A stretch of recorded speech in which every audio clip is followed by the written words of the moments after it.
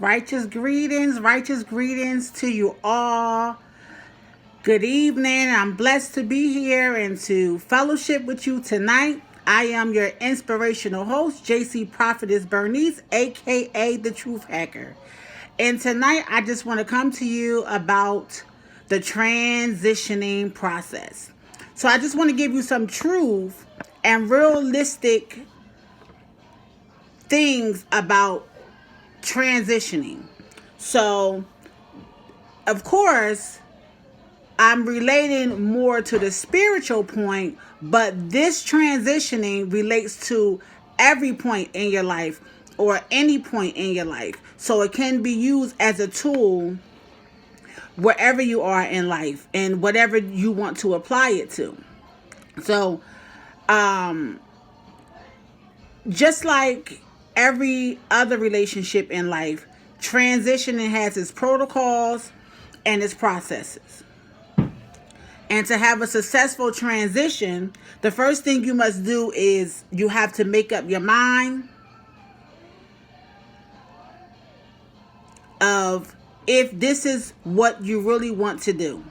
In making up your mind, you need to make a determination that you're willing to do whatever it takes to make this change, or else you'll be wavering back and forth.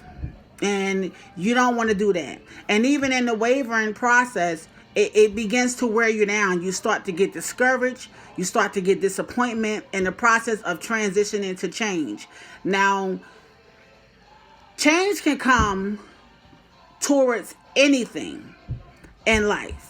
Transitioning can be and is a part of everything in life. So just to encourage someone that may be already discouraged and maybe already torn down and maybe already disappointed in their time of transitioning throughout life, whatever you're transitioning to or trying to or struggling with through your transitioning or your change, it could be anything pertaining to life. So I just want to encourage you to not give up, because everyone has their process of struggling during a transitioning or a time where you're changing in life.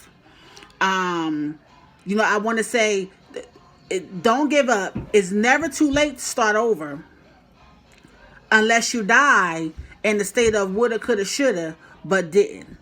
And that's the point. We want to prevent that. Now, transitioning and change, it can be a struggle. And sometimes it's more of the struggle because we are so used to by habit of doing the things that we want to do. So with that being said, I'm just going to share a little bit I'm going to generalize how everyone has a state and a time in their life of being gripped and hindered through the process of changing into something.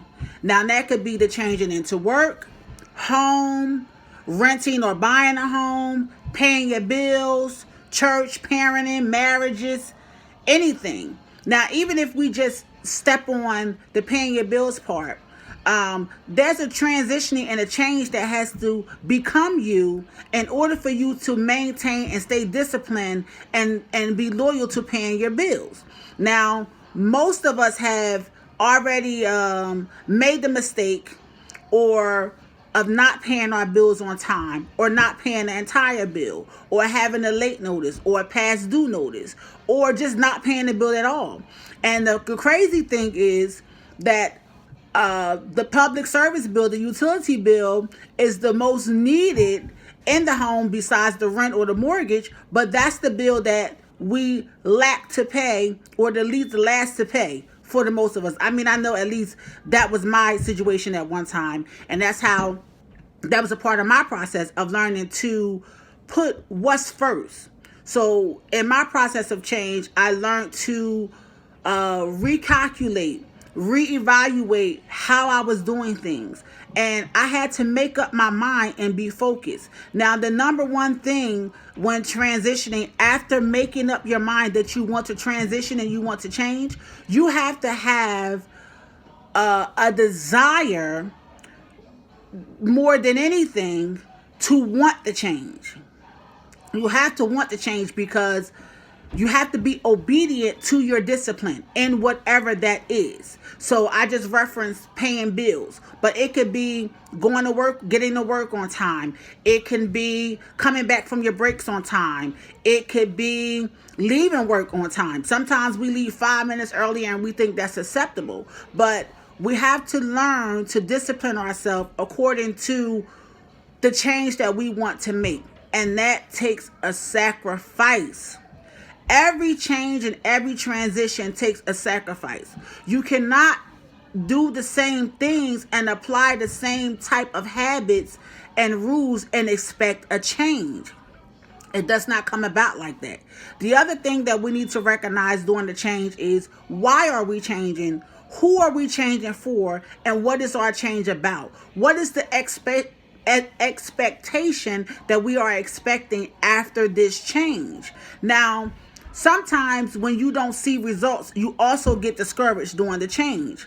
However, you need to know the rules and regulations and protocol that you need to go through in order to receive the results that you're expecting. So when you have totally decided to embark and embrace a new journey of transitioning and change into anything, be it spiritual, be it personal, be it any type of relationship in your life, because everything in your life requires a relationship. You have a relationship with your utility bill, the phone company, the rent or mortgage company, the car company, your children, your work, yourself, your your home, keeping it together. You have a relationship with everything in your life, and everything requires change. Everything requires discipline. Everything requires a process to get that change, to be successful in that discipline, to stay there. A lot of times we say no and then we give in with a yes. That's breaking our willpower and our discipline. No matter what area that breaking in is at, it's still breaking the willpower of you being disciplined to sticking to the plan.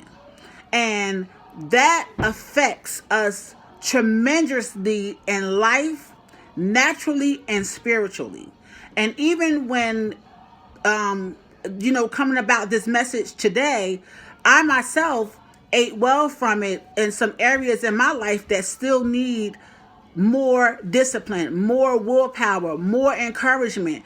We all get discouraged in the process of transitioning. But is it worth to you what you're looking for? The results that you want takes hard work. Everything that you achieve, whether it was one thing, it took work to get it. It took the ability, it took the time for you to put within yourself that no matter what, you're going to face this challenge. No matter what, you're going to go through the process. Sometimes you got to keep knocking at that door, knocking at that door, knocking at that door. Now, I'm not talking about the dead doors. So I hope that you understand what I'm talking about, the transitioning and change. I'm not telling you to go knock somewhere you shouldn't be knocking at. I'm not telling you to change to something that's unhealthy, that's not healthy for you. I'm saying in the process of transitioning in life, whether it be spiritual or whether it be maturing, no matter where you are, this can be applied in that area. It's even a process of transitioning to accept you as you. Sometimes we don't even accept who we are. So everything has its process. But according to where I'm going to lead into the process of the transitioning from the world into the spiritual, is you gotta have to make up your mind. You're gonna have to make up your mind. And even generally, anything you make up your mind about, you're going to be tested on. Bow, wow, wow. Here it comes to knock on the door. You say, okay, I'm going to be faithful unto myself. I'm going to make sure that I put money to the side. Okay, that's a good one. I'm going to make sure I put money to the side. Now you got 1,000 things coming at you trying to grab at that little bit of money you put to the side. It could have been $20. It could have been $50. It could have been $100. But there it is coming to grab at what you set to the side. Now it's your decision and your choice to determine, are you going to come out of what you already set aside to apply it to that place or that area or that circumstance? Or is it not worth you letting go of what you set aside for, the purpose you set aside for? Now, sometimes you will have to sacrifice, and go into the stash because it's an important matter. But there are times that because we have these urges and desires, we are unable to maintain the discipline that we need in order to transition and to change. Now, again, I'm not just talking spiritual, but more so spiritual, but I'm referencing general in life. Anything. So if you can get the general concept, then when you come over to the spiritual side of transitioning into these two different types of lifestyles, then it won't be, the concept won't be so hard for you to grasp. But when you have this unrealistic mindset that when you come into the kingdom and transition into a lifestyle living in Christ, that it doesn't take all that, or you don't have to do it, why not? If you don't go to work, they fire you. If no call, no show, you get suspended, you get fired, you don't get paid. So how do you think that you come over on the flip side and live the same lifestyle, but you want the benefits as if you did the sacrifice to obtain what this sacrifice gives you? You have to sacrifice. Now, let me just share a quick story personally to myself. In my process of transitioning, in the beginning, I was a cigarette smoker. So I decided that I would stop smoking. Now, when I was smoking and still drinking it in the midst of my transitioning, I was not singing on a praise and worship team. I was not getting up, before the church and doing things involving the church. Y'all, excuse my nails. Y'all see my nails? Excuse my nails. I didn't get a chance to get them done. But I was not getting up, dispatching those things out there as if it was okay for me to be on praise and worship today and then in the bar tomorrow. I knew my lifestyle had not transitioned enough for me to worship God in a pure way. Even not until what they told me, into what I knew on my own after researching what it takes for me to receive and know the feeling and the spirit of God. I knew that I needed to put those things away. So you need to know what it takes for you to receive the results that you're expecting. In doing this, I decided to stop smoking. So I had prayer and I said, I'm going to put these cigarettes away. I'll never forget this. There were 5 cigarettes in the box. I go put the cigarettes, I go home and I throw the cigarettes away. I said, goodbye, cigarettes. So I was going to smoke one last cigarette before I threw it away. Then I said, you know what? I'm not, because if I made up my mind, I don't need to smoke that last cigarette. I already smoked my last cigarette when I smoked it. Those cigarettes were literally calling me, and I'm not joking, out of the garbage. They were saying, come smoke. Come smoke. No one's going to know you smoking. You're home alone. No one at church will know you smoke. And I thought about it for a moment, just to be real. I was like, well, that's right. Nobody will know I smoked. And nobody even know that I made this vow to myself that I'm not going to smoke anymore. So I should go smoke this last cigarette. Well, I didn't. And it kept taunting me and taunting me. So instead of me smoking a cigarette, I said, okay, since this urge, this desire, I'm craving for it, it's calling me and it's near me as well. It's in arm's reach. It's not like I had to go to the store. It's right there. I said, you know what? I'm going to speak to these cigarettes and I'm going to tell you, I'm not going to pick you up. I'm going to leave you alone. I know I'm focused. I have something I'm trying to get to. I'm trying to get out of this life to sell out to God. And if this is a part of it, I'm going to do it. So after fighting through that for probably a couple hours of it coming back and forth, I put the garbage outside. It was even outside. It was calling me from outside saying, get it before the garbage man comes. It was crazy. And this is just real. Some things you don't share with people because it seemed, unrealistic. But I'm just being transparent because there are people that are struggling with smoking. And I used to be one of them. But I made up my mind that I wanted something more. than the urge that I desire, the urge to those cravings. I wanted God more. So if it's worth it to you, and I didn't even know God in the manner that I know God now, but I know that I wanted him. I wanted to know the real God. And I learned that those things were keeping me from God. So one of my first steps after making up my mind, after saying I was going to be disciplined, I was tested with the cigarette. Because that was something that I smoked all day, commonly like everyone else. And to give it up, it was a big step for me. But when I woke up the next day after fighting through that process, guess what? That urge was gone. Because I had fought through when that bow wow wow came knocking on my door because I said I was going to quit smoking. It came to test me. The tempter sent the temptation to test me. Now, had I not passed, I don't know what results I would have, but I'm sure it would have been a long process of worse separation from that type of urge. So from the cigarettes, then I went to the drinking. So it's one at a time. I'm not saying everything happens overnight, but what I am saying is that you have to make up your mind. You can't let the process of the transition and changing wear you out. If you let it wear you out, your tolerance is low. Your self-esteem is low. Your disappointment is higher than anything. And you get discouraged and then you just say, forget it.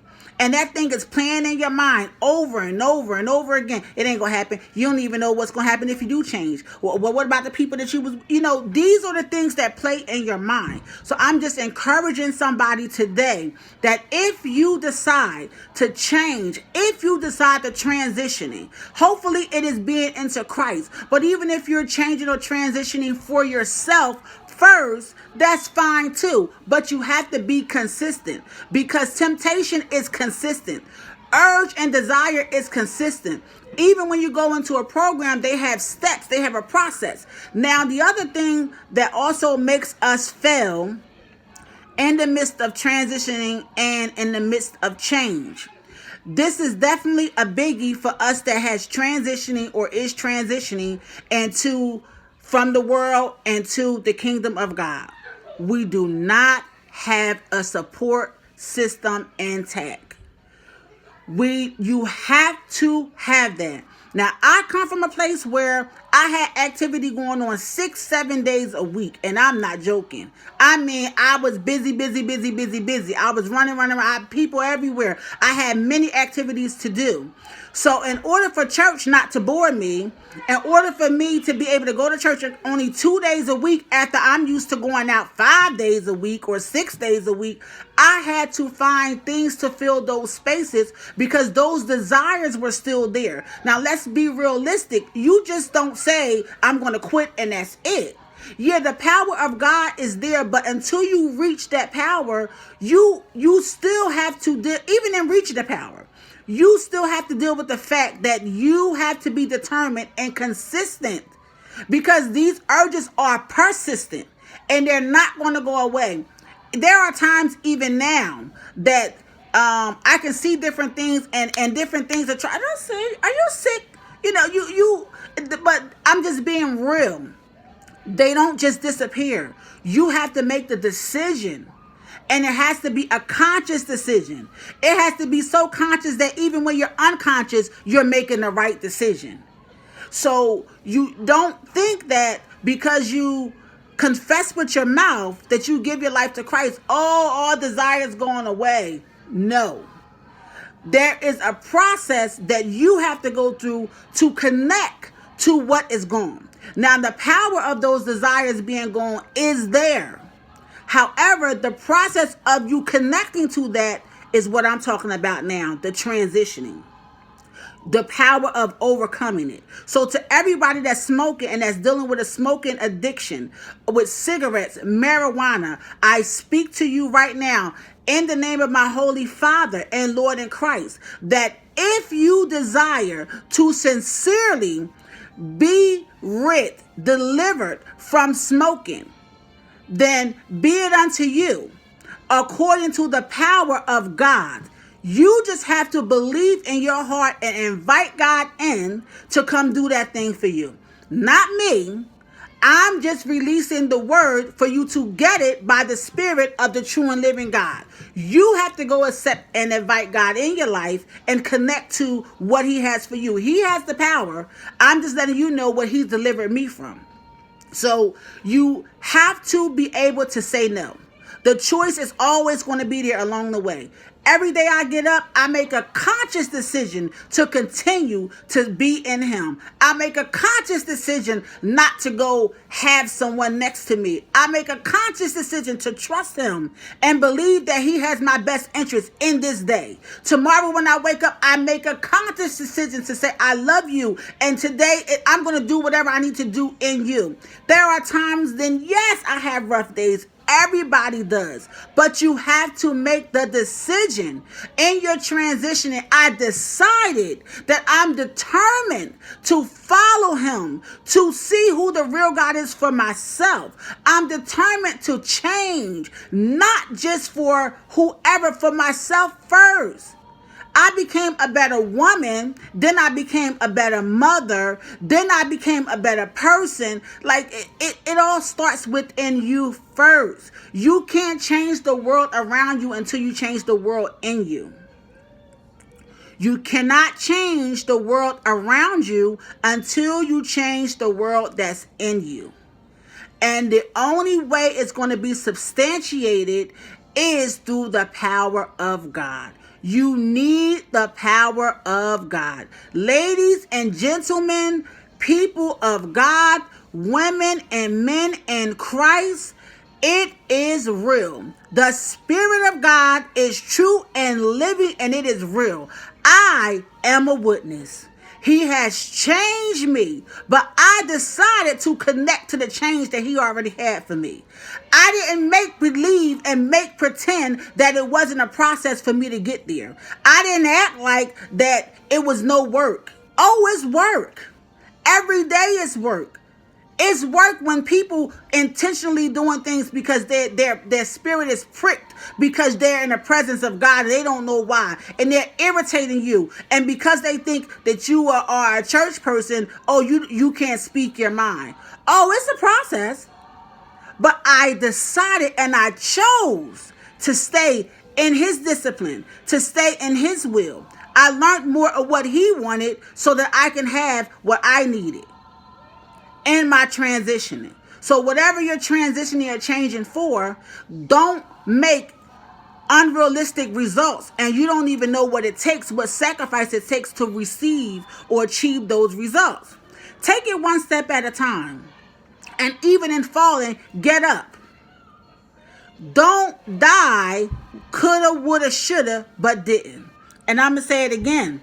It's never too late to start over unless you die in your state of starting over. And why do that? So, again, do me a favor.